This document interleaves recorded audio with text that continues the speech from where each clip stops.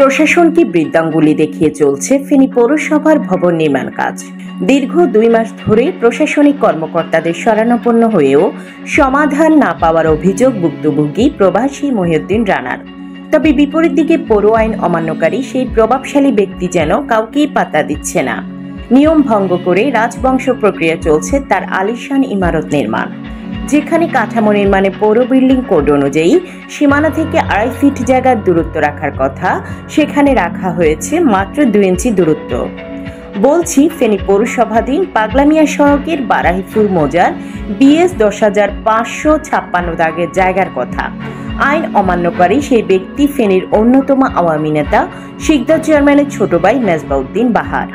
কাজ বন্ধের জন্য বাহারকে 2 বার লিগ্যাল নোটিশ দিলেও বড় ভাই শিকদারের দাফুটে প্রশাসনের নোটিশ কিংবা সমাধানের লক্ষ্যে কোনো বৈঠকেই বসতে রাজি হয় না তিনি।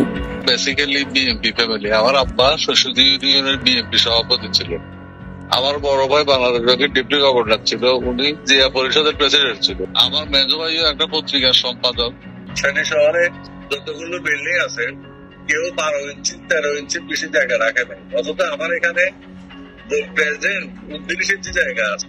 যদি 29 ইঞ্চি রাখে তাহলে 60 ফিট জায়গা হবে, 5 ফিট জায়গা মাঝখানে থাকবে। ভুক্তভোগী প্রবাসী রানা একাধিকবার প্রশাসনের শরণাপন্ন হয়েও পাননি কোনো সঠিক সমাধান। আমি সাদাপুরে থাকা অবস্থা দেখি যে একজন বিল্ডিং করতেছে, আমার ভাড়াটিয়ারা আমাকে ফোন করে বলতেছে আপনার পাশে একজন বিল্ডিং করতেছে, আপনার জায়গা দখল করে।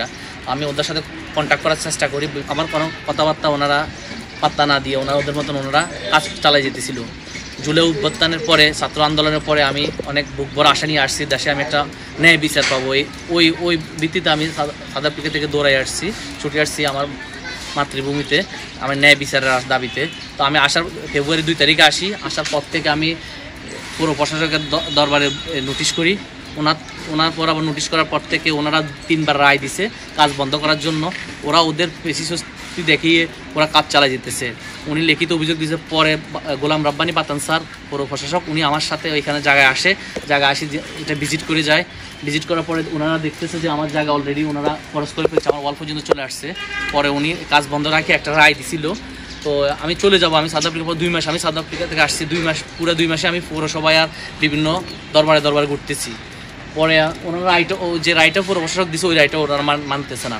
আইন লঙ্ঘনকারী বাহারের ব্যাপারে দ্রুত ব্যবস্থা নেওয়ার কথা জানায় ফেনী পৌর প্রশাসক গোলাম মোহাম্মদ বাতেন। মেজবা সাহেব যদি এটা না মানে, সালিশও না মানে, যদি পৌর আইনও না মানে, তাহলে ওনার বিরুদ্ধে চলে যাবে সবকিছু।